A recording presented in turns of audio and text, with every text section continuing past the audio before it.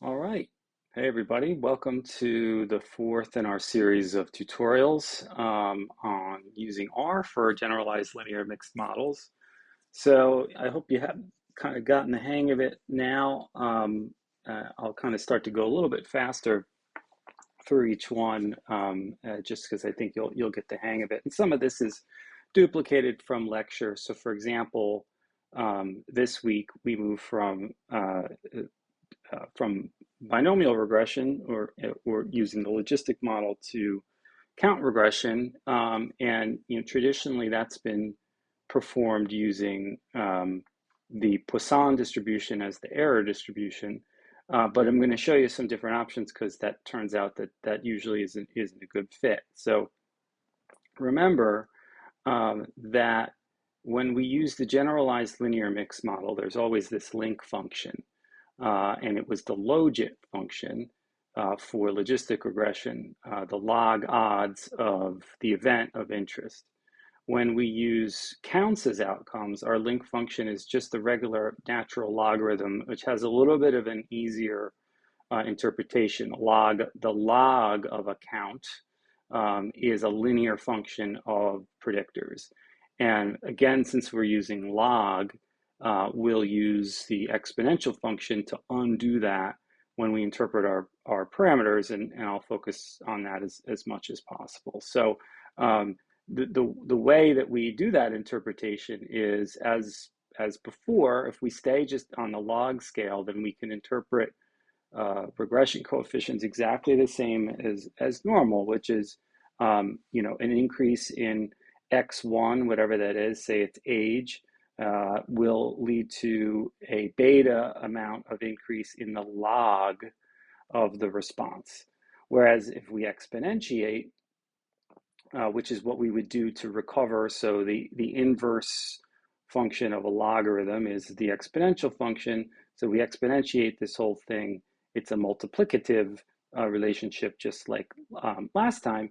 And so it's sort of a rate or a count, and we'll talk about this, but we can usually, again, use the adjusted change or a multiplier.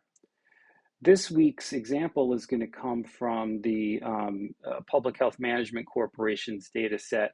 Now you have a small portion of it. This is actually a proprietary data set that the university has access to. You can learn about it by following this link. And one of the questions that they asked in 2018 was, how many servings of fruit and vegetables do you eat on a typical day? And the responses were recorded as integers, anywhere from 0 to 15. I think there was a cutoff at some point, but we're going to pretend that 15 was the maximum. So first and foremost, it's nice to just visualize the response. You can use this code to download the data right onto your computer. Notice it's an SPSS file. And then I'm going to make a histogram, and I actually specified the number of breaks, meaning the number of different points here where we'd see the bars. And so this is typical of count data. And this is why the Poisson distribution ends up being one that we use, because the Poisson distribution is a discrete probability distribution that usually applies to counts in any period of time. And it's often skewed like this.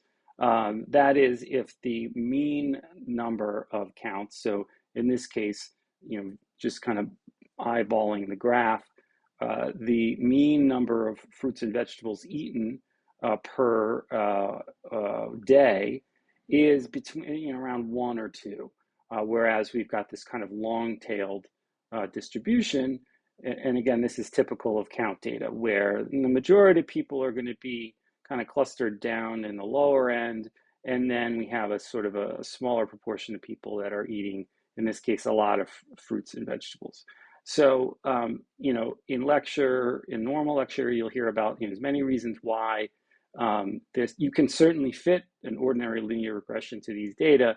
There's many reasons why we wouldn't want to do that, mainly because the assumptions that we usually need to make valid inferences are violated, and I'll talk about that next week.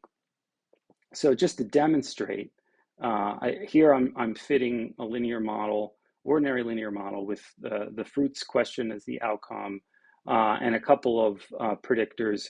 One that says whether or not the respondent has insurance. Another one that's sex, coded as an indicator for female, and numeric BMI. And so as you can see, we'll get results. So if you were kind of to blindly use ordinary linear regression, you'd have to be careful because everything kind of looks okay. There's some red flags up here. So for example, sort of a non-symmetrical residual distribution. We'll talk about that. And so the key to understanding why you wouldn't want to do this is that, again, the assumptions that allow us to interpret these statistical tests are not going to be, they're just not going to hold. And so these p-values may be incorrect. Indeed, the coefficients might be incorrect, although there's some places where it's not. And so, sometimes it may be worth it. For example, if this distribution's a little bit more symmetrical, you could get away with that.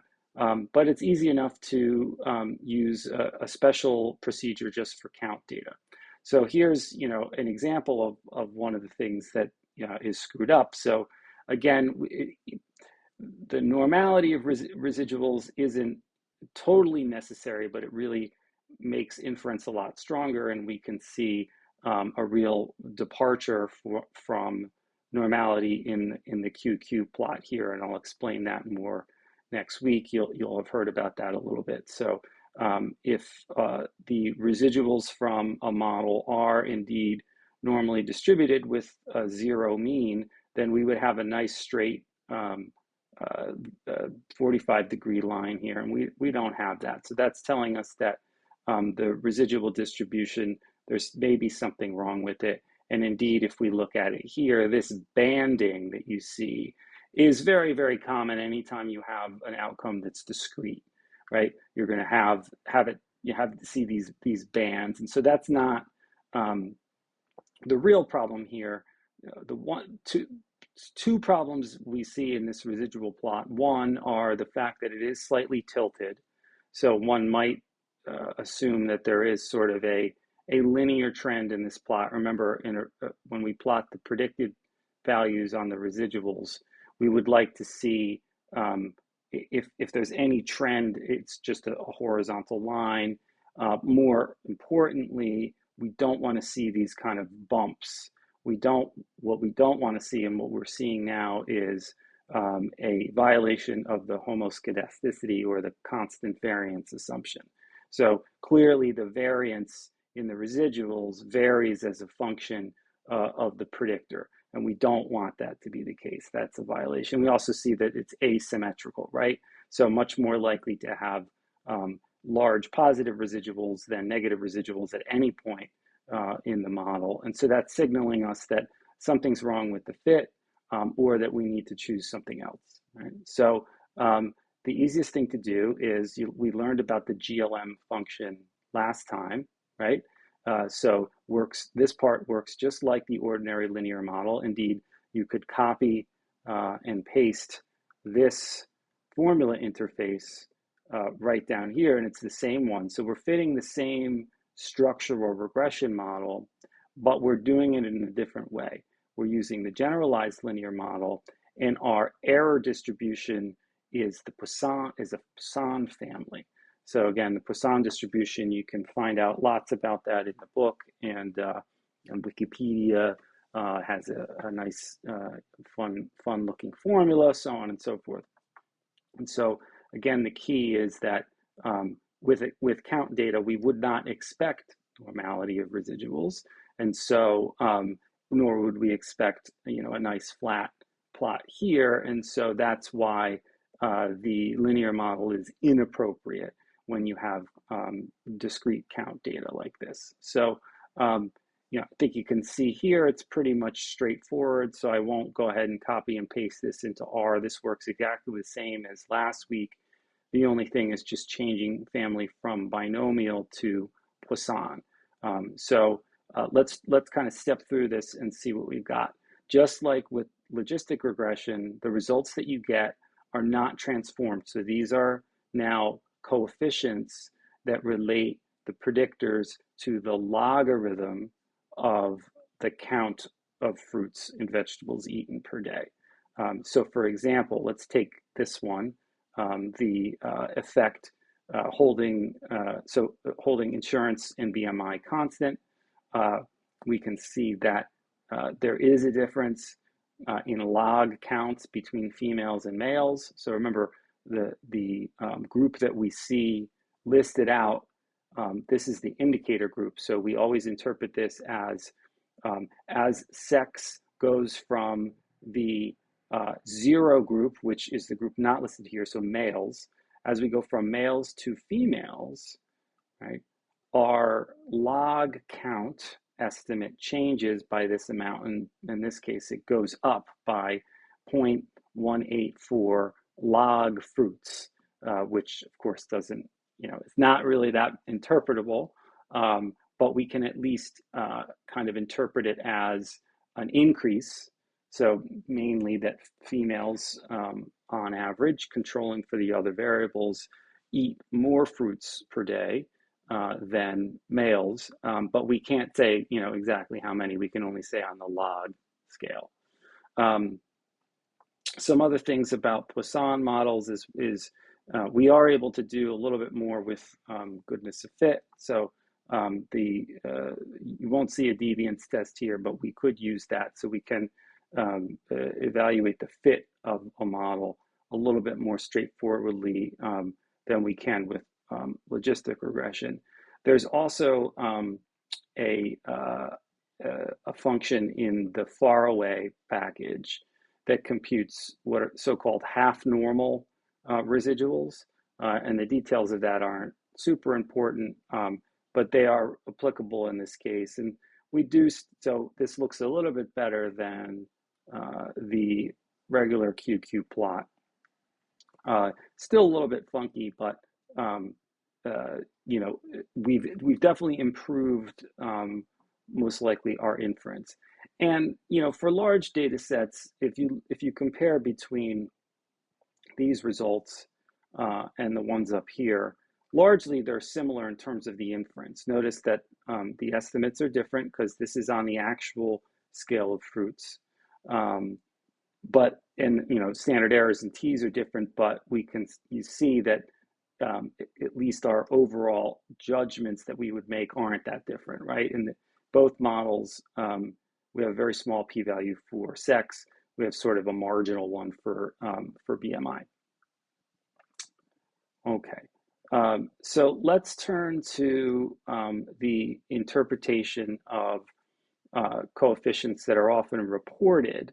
So just like the odds ratio, we often use a different type of mechanism for reporting the results of count regression. If you want to do a deep dive on this, I'm a big fan of these UCLA tutorials. So there's steps through this focusing on interpretation too. So if you need some extra examples, you can step through this. There's some really good code here that you can try for plotting, so on and so forth. So have a look at that if you want some extra stuff. I'll also kind of just switch us here. I wanted to make the point, I forgot to do this, right, that I make these pages with R. I use R Markdown. And so, you can see me run some code here, skipping over this stuff. I'll load in my data set. I can make the histogram again, so on and so forth. I'll skip over fitting. We'll go ahead and fit the Poisson model. So you can do that too. You can use R Markdown, or you can open up a script file and go back here, and you'll notice, I probably didn't emphasize this, that you can hover over this side of the page and copy and paste. So I'll go ahead and just copy and paste this over here. Now I would also want in my script file, and I'll just do it from here because I've got it here. I'd like to have the data read in, right? So kind of the bare bones of any script file is read in the data and do the analysis. So in scripts, we have to use comments. So we always start a comment I usually use 2 hashes. You don't need that. You can have like a million if you want, just to make it readable. Read in data, and then fit model. So again, for this, you can select and click run, select and click run, or send the whole thing to source. Or what I do is, again, select what you want, and on a Mac, it's command return, and on a PC, it's control return will run it as well. So let's take, so here's our summary. Again, we just interpreted that.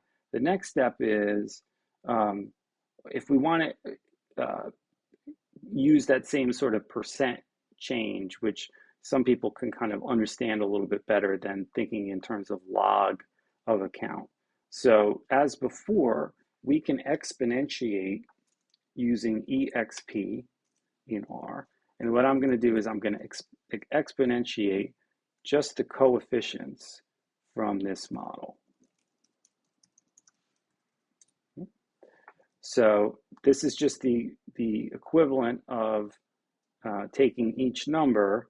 So for example, sex female 1.202 and change is just exp, or the number e, raised to the 0.184059 power, and that is the raw coefficient, and I get my exponentiated coefficient. So that's what we mean to say exponentiated coefficient. We can interpret this on the percent change scale or as multiplicative. So we'll start with the first one. On the multiplicative scale, what this exponentiated coefficient means, remember this belongs to the female effect, is when you go from, or at least the difference or the change in fruit consumption between males and females is as follows, right? Compared to males, the number of fruits eaten per day for the average female is 1.202 times greater, so times, or multiplying, right? So the effect for female is to multiply the number of fruits eaten by the average male, and multiply it by 1.2. Right? Sometimes that's interpretable on its own. The other way is, of course, to take the exponentiated coefficient, subtract 1 from it, and multiply by 100%, just like we did with the odds ratio. So that's coefficient 1.20287 minus 1.0 times 100%, and we get our percent change. So another way to interpret this would be that females eat 20.2% more fruits per day than males. And so that's sometimes a little bit more of an interpretable effect size. Sometimes we call this a rate, or rate ratio, or count ratio. It's whatever, there's not as much of an official name for it. And so, but again, anytime you use a logarithm, as we are here in our link function, same thing with logit, that's a logarithm, but of the odds rather than just the mean outcome. We can undo it with exponentiation, and when we do that, we end up we have a multiplier. So again, we can talk about such and such being this much, this multiplicative effect or a percent change. So I've kind of written that all out there, and just like last time, if we want to kind of get these all together, both the exponentiated coefficients as well as the confidence intervals for those coefficients, we can do so by nesting the functions together. So again, just to unpack this big thing, is we're actually doing a couple things together. So that's the big thing. What have I done in there? Inside there, I've got one function here, which is to exponentiate so actually two functions. First, get the confidence intervals, so I'll show you that, conf int GLM fruit. So now these are the confidence intervals that correspond to the log scale. Theory suggests that in this case, to get confidence intervals on the exponential scale, all we have to do is simply exponentiate each side, right? So if we want a confidence interval for the exponentiated coefficient for female, we would take this unexponentiated confidence interval and just raise this, make this the power for the exponent and this one. And so we can wrap that up all together and do it for everything by doing exp conf int glm fruit. And we've got it. And then, you know, the downside to the confidence interval function by default is it doesn't include the actual estimates. So what this line of code does is, again, using cbind, which is just putting together some columns of the same shape, I'm going to exponentiate the coefficients, exponentiate the confidence intervals, and then because I don't want to see all these numbers, I'm rounding the result to 3 decimal places. Right? So here, right, we can be 95% confident that the effect for female is anywhere from a 13.8% increase in fruit consumption over males to a 27% increase. And again, you can judge, you know, how tight that interval is based on, you know, other substantive knowledge. It's pretty tight, so, you know, it's not a huge range, still kind of uncertain, but we can be pretty confident that at least women are eating, you know, a bit more fruit per day than males. All right, so that's the main workhorse, I shouldn't say main workhorse. That's the interpretation of any count regression using a log link, which all the ones we're going to look at do, is you would exponentiate. The two other things I want to talk about today are some options when even the Poisson model isn't a great, doesn't work for your count data. This can happen a lot. And the two things that happen are, one, overdispersion, and the next one that we'll talk about, which is zero inflation. So let's talk about overdispersion first. You'll hear about this in lecture. What does this mean? Remember, you know, one part, there's two parts to regression analysis. First is modeling the mean function or the expected value of the outcome given the predictors, which we have used mu for. The second part of any regression model is modeling the variance of that mean function, right? And so in pretty much most cases, the variance of the conditional variance of the outcome, which in most cases is just the variance of the mean function. General theory for generalized linear models allows us to have this thing called a dispersion parameter, which we have taken to equal to 1. The Poisson dispersion parameter is equal to 1. Many times that's not the case. And so what does that mean? If you recall, in probability theory, the Poisson distribution, the mean of a Poisson random variable, is also equal to its variance. And the mean of a Poisson variable is equal to its variance. The Poisson distribution has a single parameter, lambda, which is both the mean and variance. Many times, you can have a situation in which your outcome, in this case, fruits, has a larger mean than, or excuse me, a larger variance than its mean. So it's over dispersed. There's more variability in your data than the Poisson model accounts for. So there's a couple of ways we can handle that. One way is we can kind of first explore whether that's the case. And so there is another option in GLM for the quasi-Poisson distribution family. And what that does is, instead of fixing the dispersion parameter at 1, we now we have another degree of freedom in our model, and we go ahead and estimate the dispersion parameter. So a lot of times you can do this if you're not sure. You can go ahead and run quasi-Poisson, and you're going to get the estimated dispersion parameter. Now, this number is pretty close to 1.0. In fact, it's telling us maybe there's a slight bit of under dispersion. So if I was doing this analysis, I wouldn't worry too much about over dispersion. So taking a look at this result, I might think that the regular Poisson model results are just fine. And indeed, if you were to compare these coefficients to these, they're almost identical because, again, allowing the dispersion parameter to freely vary instead of just being fixed to 1 does not change, such that for the fruits example, the Poisson distribution is a good fit. But if it's not, you can use the quasi-Poisson option. Another option is to use negative binomial regression. Again, we can test fit too.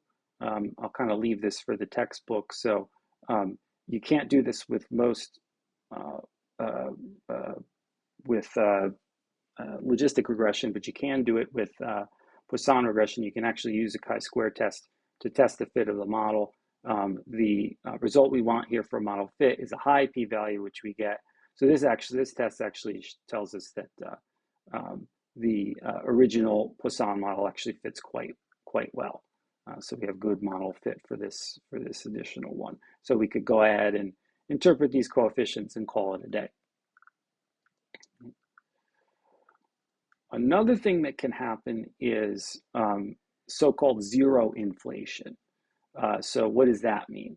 In addition to overdispersion, so where your outcome has more variance than the Poisson distribution would pick or would model, in other cases, you may have data with a lot of zero counts, where many of your cases, for example, like we might expect that if we were just polling teenagers, we might expect a lot of people to, if they were honest, we might expect a lot of teenagers to say, I don't eat any fruits or vegetables in the normal day.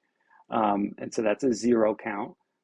It's important that we can, in doing count data, that 0 is a number that we can get. And so sometimes it's the case that our data has way more zeros, again, than the Poisson distribution can handle. So as an example of that, here is just a snippet of some data from Jefferson Health. We asked patients a bunch of questions about their health-related social needs. So, are they missing appointments because they can't afford them? They have enough food, so on and so forth. To protect the PHI of the patients, I haven't listed the individual questions here. What you have is something called sum score. If you load this data set, and this is the total number of yes responses. So basically the total number of health-related social needs for each patient, which can range from 0 to 8. As you can see, the median response is 0. So 50% of respondents, there's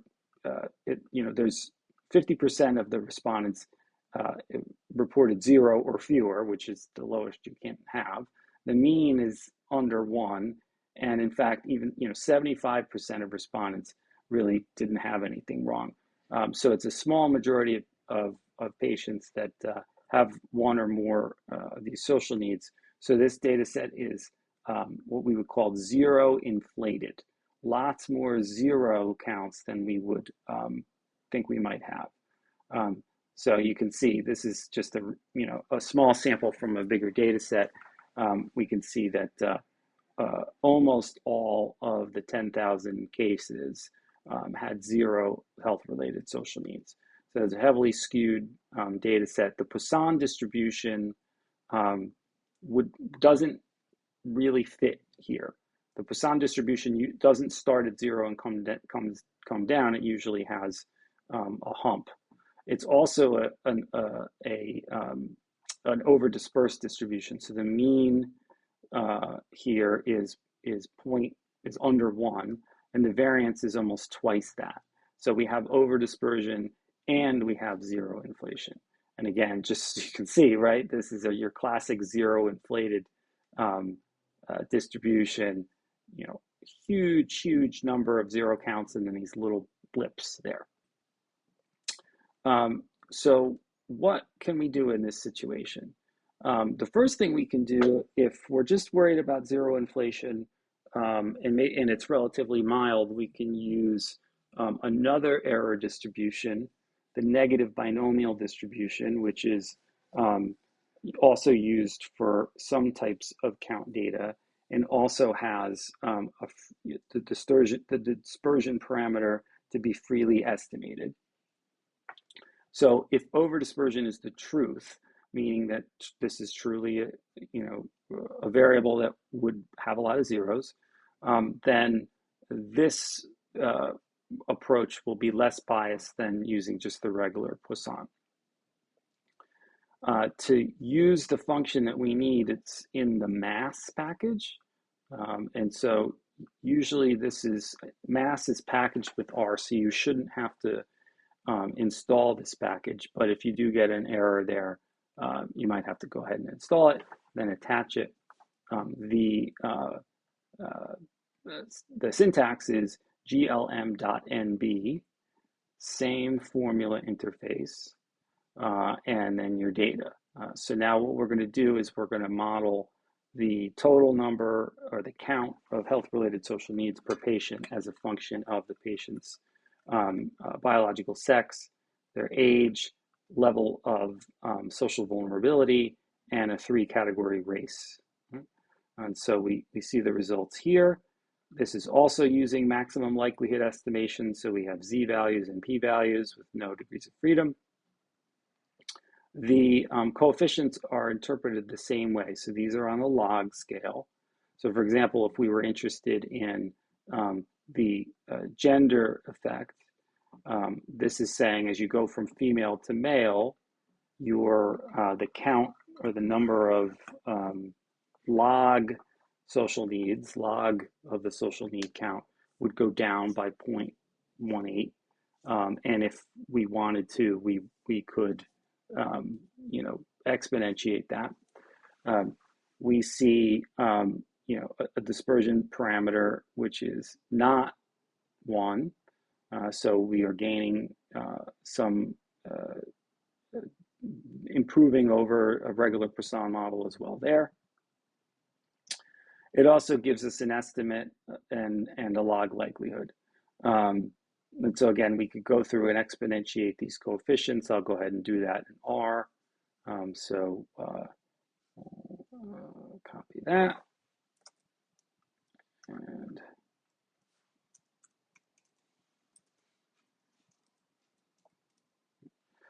so compared to females, and again, it's easier to see this if we do the exponentiated coefficient 8316 minus 1. And so if we multiply that in our head by 100, that's negative 16.84%. So as you go from female to male, the percent change in your expected health-related social needs is 16.84. So males tend to have 16% fewer health-related social needs compared to females. Now it's kind of tough in this data set because there's so many people with 0.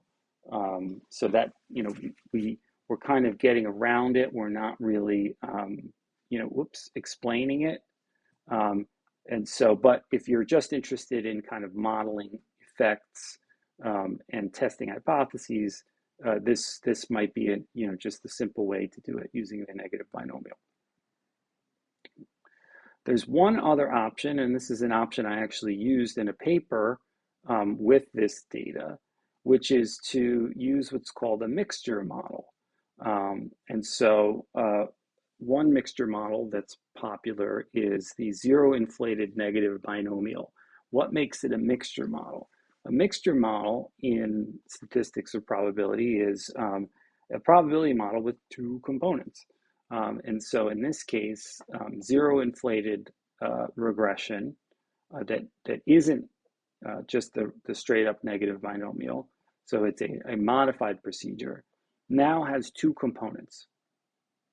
The first component is a model of the probability of a zero count, and that's modeled using logistic regression. And so we will get a set of coefficients, in this case, predicting the log odds of a zero. Now it's different, right, than a log odds of a one. It's log odds of a zero. And then we'll have another part of the model that, given that somebody is not a zero, we model their count as we have before. Again, you can use a Poisson or a negative binomial. Sometimes you have zero inflation without dispersion problems, and so you can use the count part to be Poisson. If you want to be really robust, you would use negative binomial. This too requires a different package, the PSCL package, which actually I saw online that Akim has made a new package, which is a little bit more straightforward, but the PSCL still works. So we'll just take a look at that for today. Because it's a mixture model, if you see here, there's now kind of a more complicated syntax. So how does this work? The part in the first, before the midline operator, this is the model for the zero count, right? So we're saying that we're going to model whether or not somebody has a zero based on their sex, race, and SVI. And then the second part is the count model. So we're going to model the actual count of health-related social needs just as a function of SVI and sex, not varying by race. Now, a lot of times people will just have the same model in both sides. I just wanted to show you that you could use different ones. You do have to specify whether you use negative binomial or Poisson. So here I'm going to use negative binomial to, again, be robust. So sometimes this is abbreviated as the ZINB model. Sometimes you'll see zero inflated Poisson as the ZIP model. All right, so here's what we get. We get what we would expect, only again, we have two sets of coefficients. I misspoke. The first set, this first part of your model is the count part.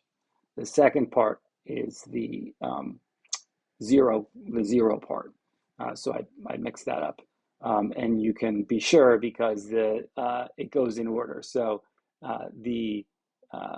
we're modeling. So if we forget about the problem with zeros, our model for health-related social needs, which would be consistent with the other ones, is here, right? So given a positive count, we can see, for example, not surprisingly, compared to African American patients, everything else held constant, white patients tend to have fewer health-related social needs, or the log count goes down by about half. And again, we could exponentiate that and do what we want. In this model, interestingly, males have, so if you deal with the the zero inflation, we actually see that males, if you look just at their counts, tend to have a slightly greater count, although it's not significant. Whereas then if we look down here, right, males also have, so again, the tough part is this, the second part of coefficients is, down here we're modeling the probability that you have a zero. So here we see that males actually have a higher probability of a zero count, which you might interpret here as males just, it could be that males are less susceptible to health-related social needs, or if you're being scientifically savvy, you might think to yourself, geez, I wonder if males just don't want to report out, right? So maybe they're zero because they're just saying no, no, no, no, no, no, no. So it could be, we don't know, we're screening them, so it could be that females are more willing to say that they have these needs. That's actually an ongoing project. Stay tuned about that. But anyway, just kind of a reminder that with negative binomial, with zero inflated negative binomial, you're fitting really two models together. So you get two sets of coefficients, one for the overall counts, and then one set for the whether or not someone has a zero count. And so it's easy to get confused because usually we're trying to model in logistic regression, we're trying to model the presence of an event. Here we're modeling the absence of an event. So males are much more likely, and so again, we can exponentiate that and get the odds ratio for males. So I'll go ahead and do that because the bottom part's a logistic regression. So the adjusted odds rail for males is 1.65, right? So males, controlling for a male's level of social vulnerability measured by the social vulnerability index, males have their odds of not reporting any social needs are 65% greater than their female counterparts.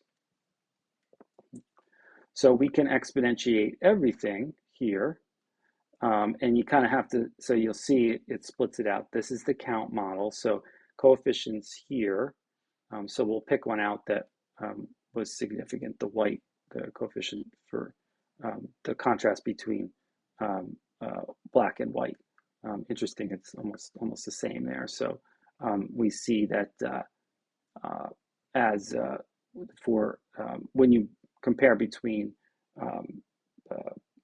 African Americans who are the control group and whites controlling for everything else, this is basically, so again, just to follow through with this, we can do the exponentiated coefficient -1, right? So a drop, so white patients tend to report about 45% fewer health-related social needs than African-American patients, holding constant sex and SVI. So remember, this is your count model, right? So multiplicative on the counts, whereas down here, as we said before, these are odds. So the odds ratio for a male being not reporting anything versus a female is 1.645, or males, their odds of a zero are 65% greater than females. Okay, so that's it for today. So a few more models. The interface isn't changing much, and you're going to see that this is really not going to change much as we go through. When we're continuing to just work inside a linear model framework, we're just showing you all these different extensions. And so this formula interface is going to show up a lot. And then there's just sort of the things to keep track of are, what are we modeling and what does that mean? What link function are we using? And so then what do we need to do to the coefficients to get them to be interpretable? Okay. All right. Well, thanks a lot. Next time we'll move on to kind of an overview of checking assumptions for all these generalized linear models, and then we'll be on our way. All right. See you next time.